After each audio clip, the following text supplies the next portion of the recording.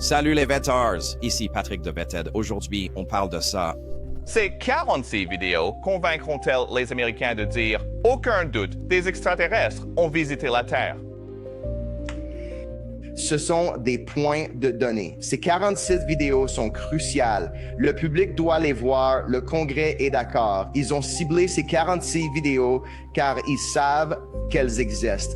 Nos services militaires les classent comme PAN. Et by our own military and intelligence services, j'ai eu accès à un certain nombre d'entre eux. En fait, George Knapp et moi avons fourni cette liste au Congrès. Nous avons d'ailleurs rendu public certaines de ces vidéos. Donc, le public américain est prêt pour cela. Alors, ce que ça va nous apprendre, quel sera le résultat final? C'est une nouvelle série d'images que le public américain pourra examiner. Mais voici ce que je sais avec certitude, Peter. Il existe des machines, des engins d'origine inconnue qui volent en toute impunité dans notre espace aérien restreint et notre gouvernement considère cela comme une menace nationale depuis des décennies. Là, la supercherie est terminée. Les gens savent désormais que les PAN sont réels.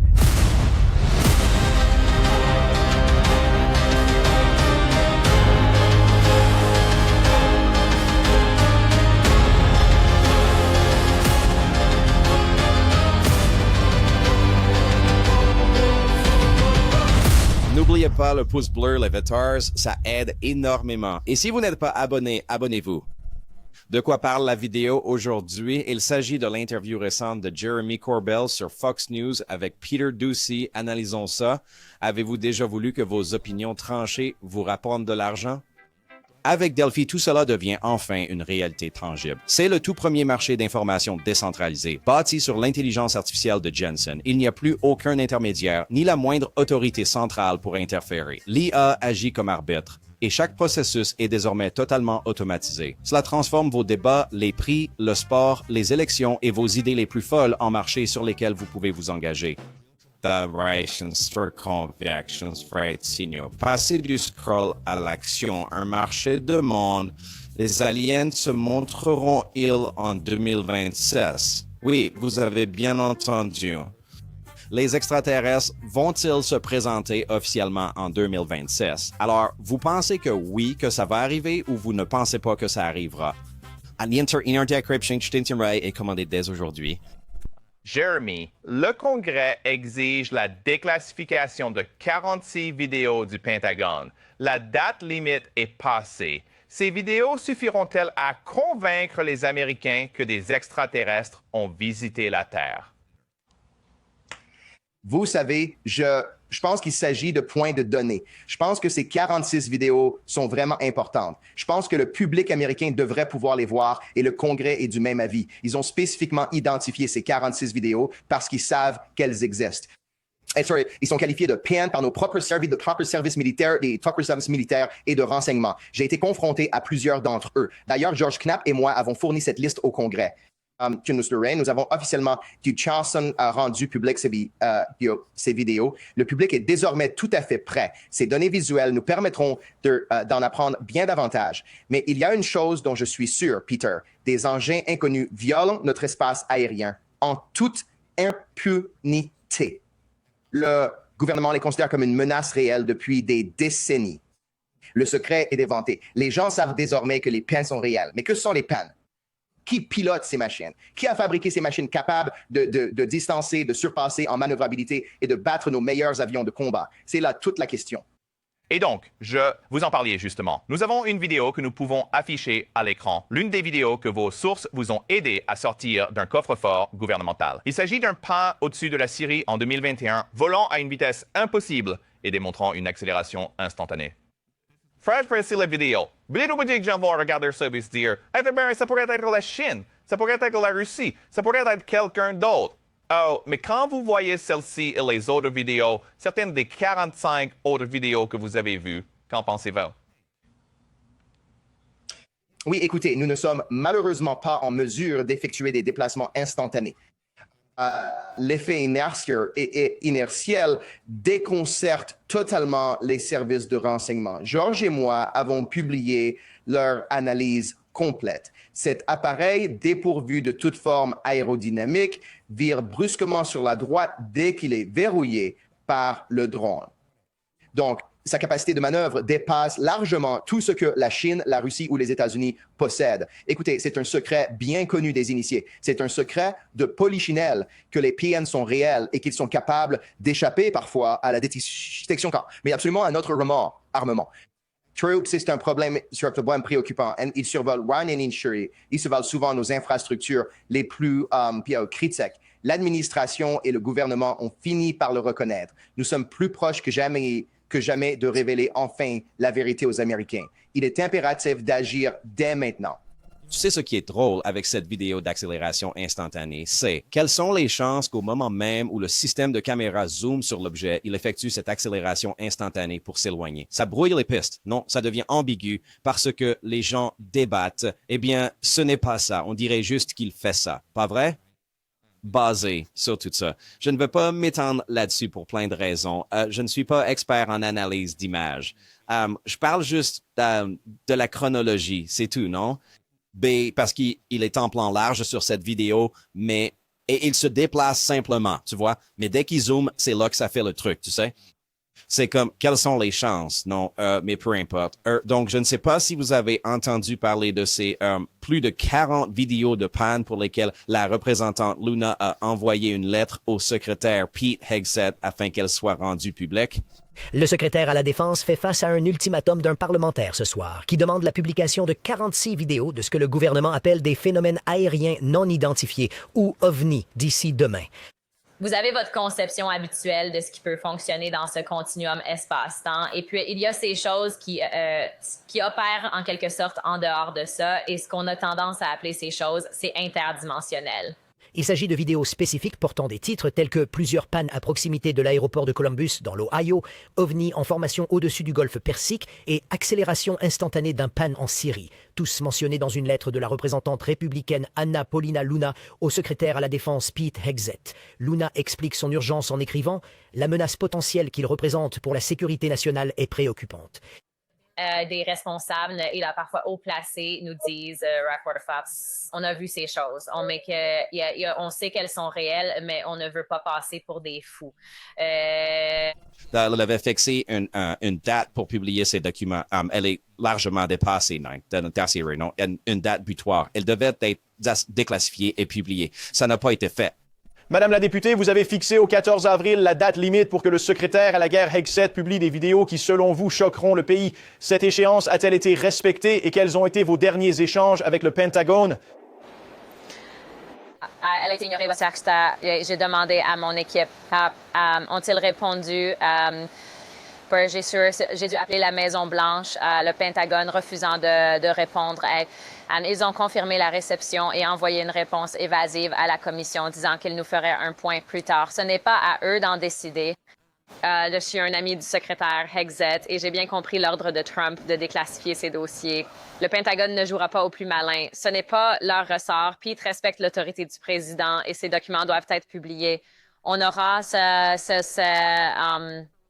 dossiers. Mais nous apprenons de nouvelles informations ici, à savoir que Jeremy Corbell et George Knapp ont fourni cette liste de vidéos à Luna afin qu'elle puisse, vous savez, demander leur publication. Ils suivent tout cela de très près en coulisses sans que personne ne s'en aperçoive. Jeremy et George auraient donné des instructions à Luna, Burchett et Burleson, leur équipe habituelle, afin qu'ils surveillent ces serveurs de manière constante pour éviter qu'ils ne disparaissent. Vous savez, ce n'est plus un secret. Je veux dire, vous et moi avons bel et bien fourni ceux-là, et bien d'autres encore, pour ce qui est genre des liens réels, des liens sur ces serveurs que nous avons obtenus au fil des années, les liens verts. Maintenant, nous avons publié l'une des vidéos, la vidéo numéro 2, mais j'imagine qu'ils essaient vraiment de diffuser ces informations, et s'ils, espérons que ça se passe comme ça. Eh bien, si ça ne marche pas d'une façon, ça marchera peut-être d'une autre, tu sais. Le devoir du journalisme, dites-vous, est d'enquêter sur l'inexpliqué, pas d'expliquer, d'enquêter. C'est votre citation. Nous informerons le public américain mal informé. Je veux voir ces vidéos? Absolument. Comme dit Jérémy, ce sont des données. Beaucoup attendent une preuve irréfutable, mais Jérémy reste diplomate. Ça n'arrivera pas. Je le lis entre les lignes. Mais je suis d'accord avec ces points de données. Montrez-le. Laissez-nous le voir. Nous déciderons ensemble de l'usage qui sera fait de ces informations-là. Je ne souhaite en aucun cas porter préjudice à la sécurité nationale, de ni mettre en péril nos sources ou l'Amérique. Or, ce n'est absolument pas le cas. Elles ont la possibilité de tout diffuser, tout en assurant la protection de ces éléments sensibles. L'Amérique a sa façon de faire. Ils ont publié plein de vidéos qui pourraient faire ça, mais vous voyez ce que je veux dire. Il y a des moyens de contourner ça. Donc, ouais, voyons ces vidéos, non? Je suis tout à fait pour. Et certaines de ces vidéos qui sont sur cette liste ont déjà été rendues publiques. Enfin, une ou deux, je crois. Donc, cette accélération instantanée en fait partie. Mais dans l'ensemble, on n'en a jamais vu ni entendu parler. Et ça fait une longue liste, non? Alors, ouais, voyons ça. Maintenant, un point intéressant dont personne ne parle, Ask a Poll, qui est une excellente organisation journalistique dirigée par le journaliste Matt Laslo, qui est sur le terrain à Washington, a rapporté quelque chose de très intéressant de la part d'Eric Burrison au sujet de ces vidéos. Écoutez plutôt, ces vidéos vont-elles être déclassifiées? J'ai entendu dire par des personnes au sein de la communauté du renseignement qu'ils sont en train de les collecter. Ils rassemblent les vidéos pour nous faire une présentation. Pour une présentation devant vous, mais peut-être pas. Ça prouve qu'ils sont sérieux. Mais peut-être pas rendu public. C'est décevant. Non, le public veut les voir. Ils ne seront peut-être jamais publics. Seuls des élus les verront sans agir. Elles diront sympa et passeront. 46 vidéos. Combien de temps durent les vidéos? Ça va prendre combien de temps à regarder, vous voyez? Ils ne voient que des extraits. Vous savez, c'est pas terrible non plus, pas vrai? Je veux voir les vidéos en entier, vous voyez? Voyons, elles pourraient durer 5, 10, 20 minutes. Ouais, on veut tout voir, non? Mais, le Congrès ne le fera pas. Les gens n'attendront pas et quelqu'un d'autre décidera de ce qui est le mieux ou des meilleures parties, ce qui n'est pas génial non plus. Comme toujours, ça vire au bordel. Mais ils essaient. Espérons qu'ils déclassifieront tout pour qu'on puisse décider, pas vrai? Tu te souviens de ce truc aliens.gov qui est censé sortir avec tous les dossiers? J'espère qu'ils vont juste mettre les vidéos en ligne et qu'on pourra décider quoi faire, de ces informations. Plus de données, je n'y vois aucun inconvénient. Alors, c'est parti. Ray Furusa, vous affirmez que certains dossiers sur les ovnis sont restés secrets depuis des générations, même face au président. Qui dans ce pays peut décider, en dehors du président, de cacher au peuple américain un sujet d'une importance aussi cruciale?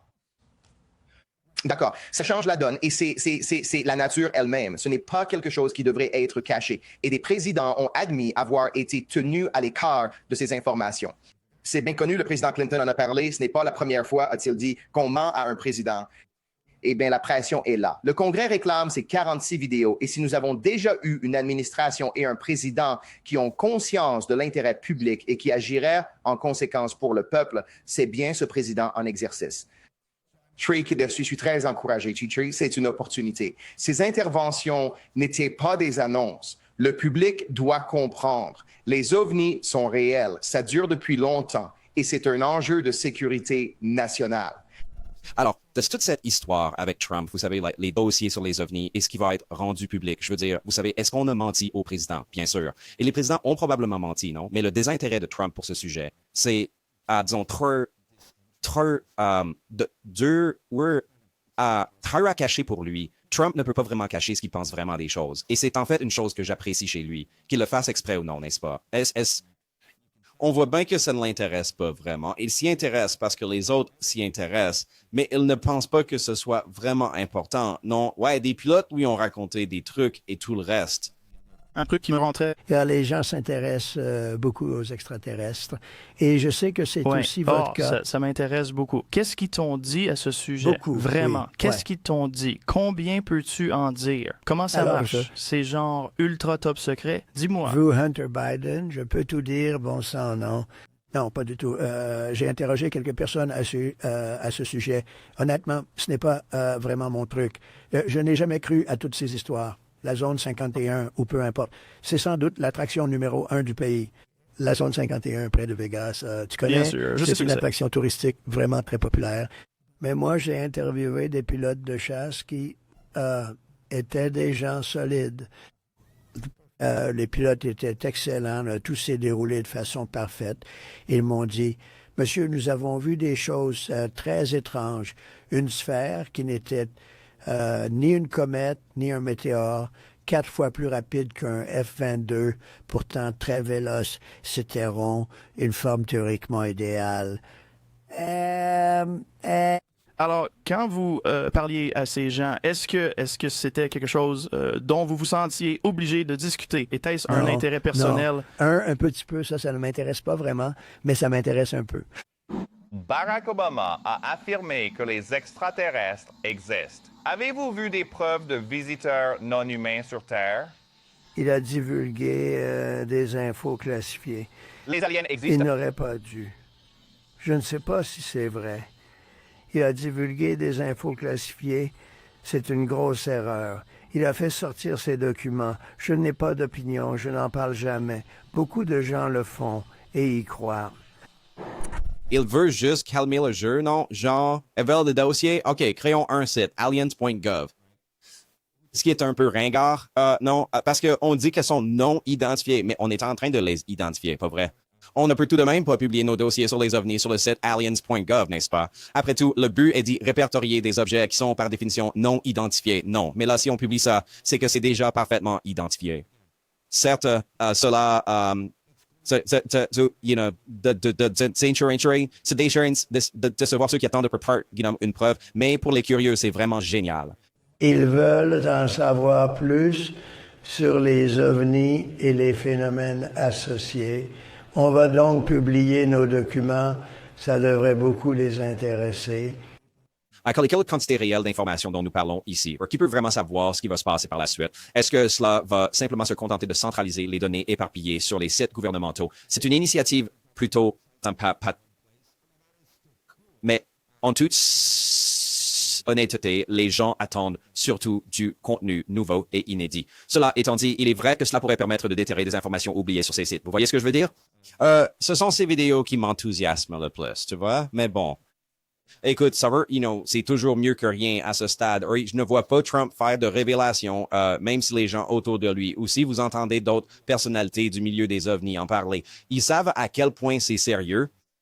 Vous savez, Trump sait à quel point c'est sérieux. Enfin, il ne le sait pas, non. C'est ce qu'il dit, en fait. Il n'est juste pas vraiment intéressé par ça. Mais quoi qu'il en soit, encore une fois, d'autres informations finiront par sortir. Nous avons demandé à notre public s'il avait des questions pour vous. Elena en a envoyé une. Elle veut savoir, est-ce que les extraterrestres, j'imagine, sont parmi nous en ce moment sans qu'on le sache? Si on ne dépasse pas la première question ni la première reconnaissance, on ne connaîtra jamais l'interaction que les pilotes de ces engins inconnus pensent ne pas être terrestres. Sans franchir ce cap, on ne pourra jamais y répondre. Eh bien, ça fait un bon moment qu'on essaye de concrétiser tout ça. Jeremy, merci beaucoup d'être parmi nous. C'est un sujet sur lequel nous continuerons à poser des questions au plus haut niveau de l'État. Merci encore. Oui, j'encourage les gens à regarder le film Sleeping Dog qui sort bientôt, car il explore le journalisme d'investigation sur ce sujet et tout le chemin que nous avons parcouru. Jeremy a tout à fait raison sur ce point précis, je vous l'assure. Je conteste l'idée selon laquelle, sans disposer de la moindre preuve, nous devrions parler de phénomènes inexpliqués. Il a été clair, ils sont convaincus qu'ils proviennent d'un autre monde, n'est-ce pas?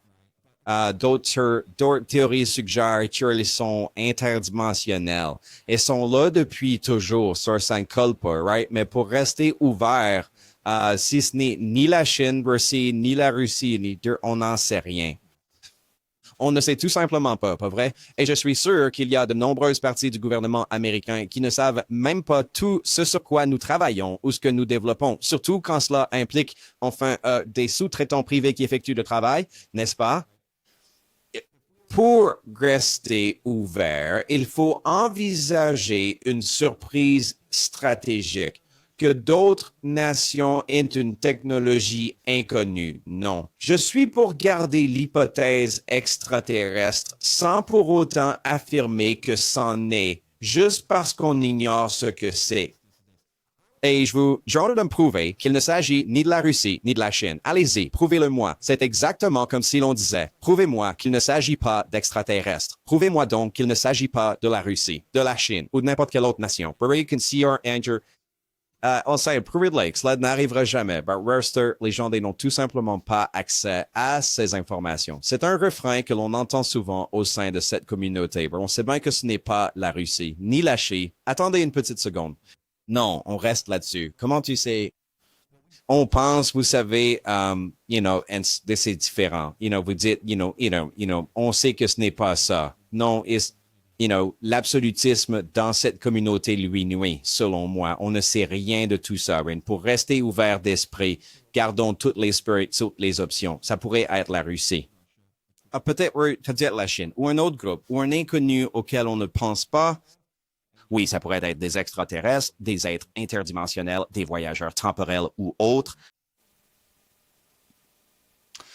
Encore une fois, je pense que garder l'esprit ouvert reste la meilleure approche dans tous les cas. Je veux juste la vérité, quelle qu'elle soit. Si c'est la Russie, la Chine ou autre, quel est le problème? Pourquoi cette réponse serait-elle si mauvaise? Ça ne veut pas dire que les extraterrestres n'existent pas, n'est-ce pas? L'univers regorge de vie. Je ne pense pas que ce soit discutable, mais pourquoi le qualifier ainsi alors que rien n'a été prouvé, n'est-ce pas? C'est tellement étrange. On est en droit de se demander pourquoi les gens insistent autant sur le fait qu'il s'agit d'extraterrestres, non? Dites-moi ce que vous en pensez dans les commentaires. Le lien est en bas si vous voulez voir l'interview complète avec Jeremy dont nous avons déjà parlé. Mais si vous voulez juste la voir par vous-même sans mes commentaires, je mettrai un lien en bas. Très bien. N'oubliez pas de découvrir Delphi, d'utiliser mon lien dans la description et de parier sur la question « Les extraterrestres se présenteront-ils officiellement en 2026 ?» Dites oui ou dites non, mais choisissez bien. On se retrouve à la prochaine. N'oubliez pas, les vêtements, chaque jour est un cadeau. La paix, enfin.